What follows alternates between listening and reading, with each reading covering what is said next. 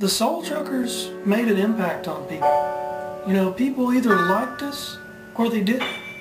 And there was not much in between. To be quite honest, I really hated everybody in the band to start out with. I thought they were all cocky and arrogant. I really didn't want to be around them. I wanted to be a preacher at the time. You know, I was working on my televangelism. I had studied Billy Graham, and I just perfected my style about asking people for money, you know. But back then, hell, everybody wanted to be a preacher. And if you didn't want to be a preacher, you was using tobacco and playing rock and roll. There was a tobacco period.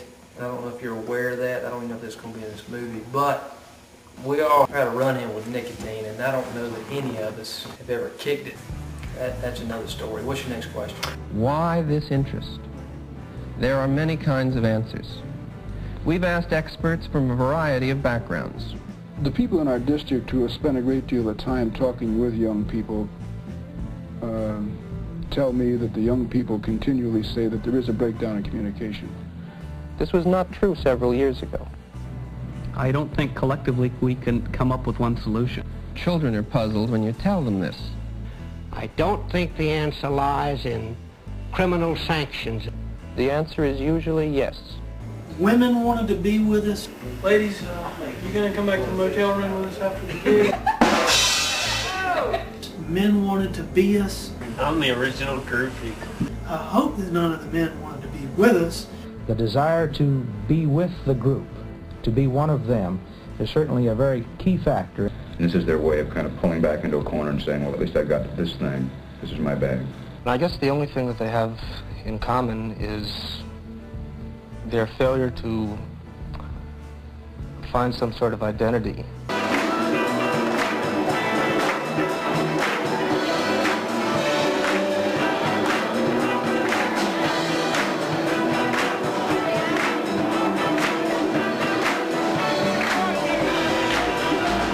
Many adults are puzzled by this kind of music.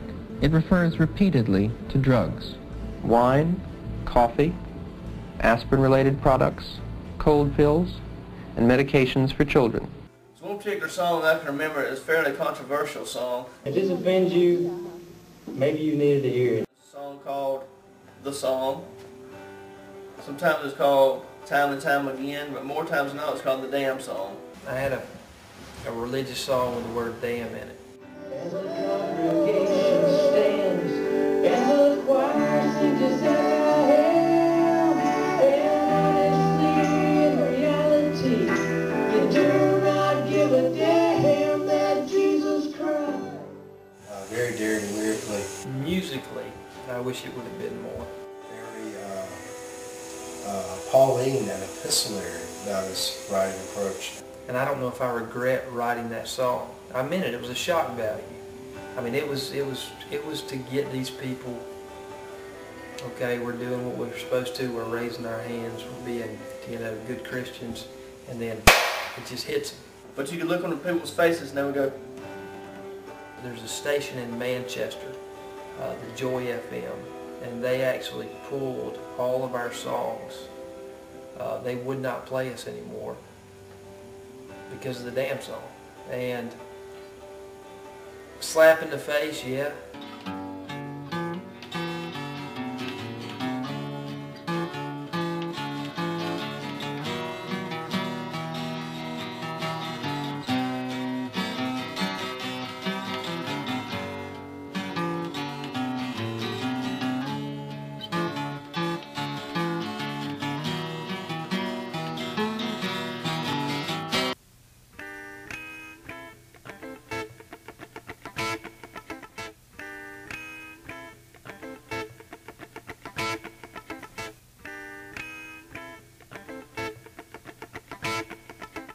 No Doubt. And that was our third studio album. Basically our last, because we never finished the fourth one. But, so, you know, that's our crowning achievement in the studio, I guess. He saved his copper, at least it used to be. Jesus died.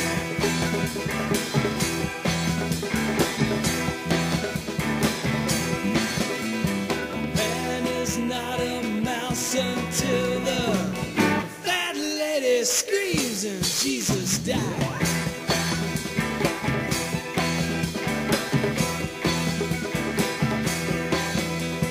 Neither love nor justice is visually impaired, and feet that carry good news are never running scared.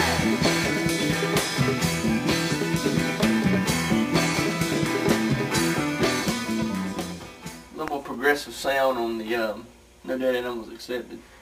That's the one that really did it for us. That's the one that put us where we needed to be at that time. And it swept the charts.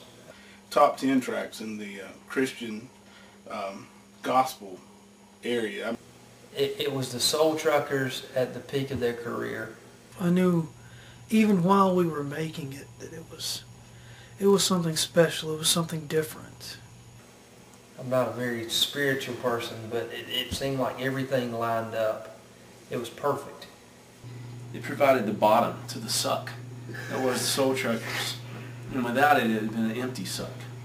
That album is when Obi-Wan came in. He became the voice of the Soul Truckers. Well, you know, I think all in all, it was probably the most balls to the wall effort from the songwriters of the Soul Truckers. You had J.B. Hawkins, some of his most indestructible tunes. Tell me why you wanna run away. Tell me why you wanna cry alone. Tell me why you wanna hide inside yourself and turn to stone. Turn to stone. Street Corner Woman, I think, was probably our biggest hit in the teen circuit, because, you know, it had that sense of eros, and it was erotic. She's quite intoxicating, but she tastes like lemonade. Her fingertips are jelly, she's a holy vibrator. No matter what you brother, she's bound to take control. If she gets you in the palm of her hand, she'll crush your soul. Musical innovation. You know, that was what No Dead Animals Accepted was all about. Musical innovation. And some things click, some things don't. Some things, they require a lot of editing. This one didn't. We basically recorded live in Mount Vernon. We were pretty tight back in the day. And I played this really good bass line. Just all the drum solos. Art Blakely, yes, said to me in a dream Bridget. that it's not about the solos. And he was right. Dead as he may be, he was bright nonetheless. I hate that that's what it came to. But it's okay, I'm not mad. We chose to do things we weren't good at because, you know, where's the challenge in doing something you're good at? Our recording engineer was Nestorius Peabody, the armless dancer. He ain't got no arms, y'all.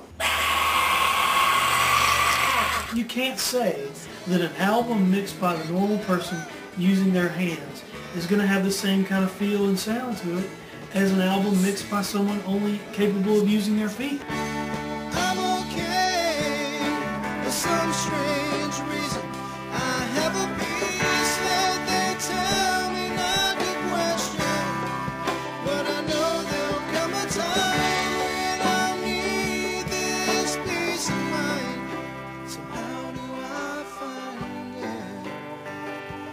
How do I find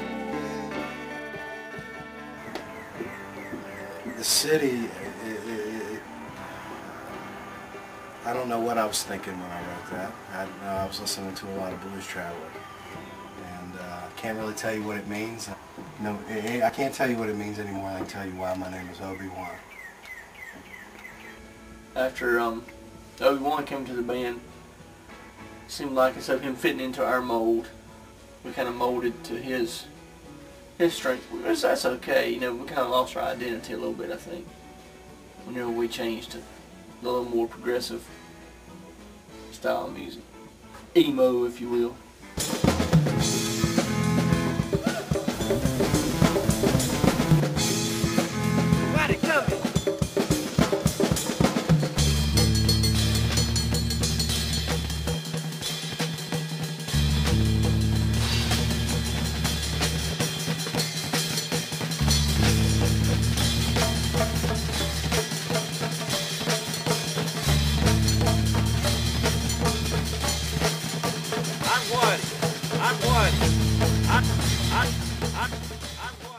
Life on the road. I remember it like it was yesterday. I'll give a make and welcome to the Soul Truckers. It was a hard life. We had a few roadies that would follow us around and help us out a little bit, but most of all, it was just us. Uncle Tom and I had come to be good friends. We were living in the same house, and all of a sudden these other guys started hanging out there, so I started hanging out with them. And wasn't too long until I started going on the road and carrying their equipment for them. Amplifiers, guitars, drums, all stacked on top of each other. Instruments that we didn't own to put in a trailer that we rented to pay some guy gas money when he was still getting paid on top of that. And all of us to go to set up, to have a sound guy. Leon Freon. I refer to him more so as Peon Stalls. He set the bar real high. And the whole time there's a bunch of feedback. So many good words and songs, but nobody ever understood or heard anything.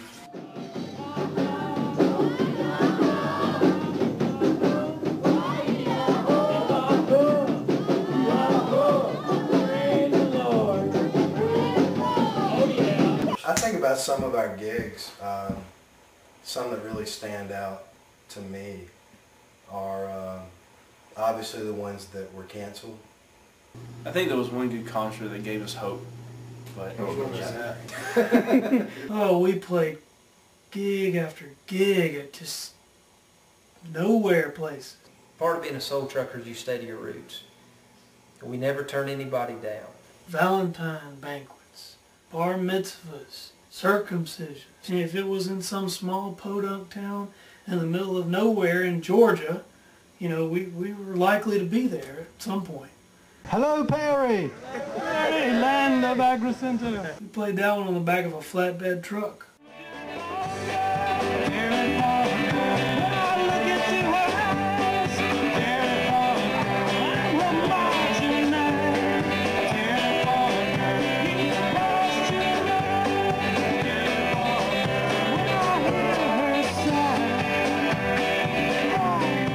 We played one in Dublin on the back of a flatbed truck. Strong wind blowing, it's gonna knock you down. Water flowing, spirit hovers all around. Seeds are growing, still it shall be hard this time. Look around you, tell me, can't you read the sign?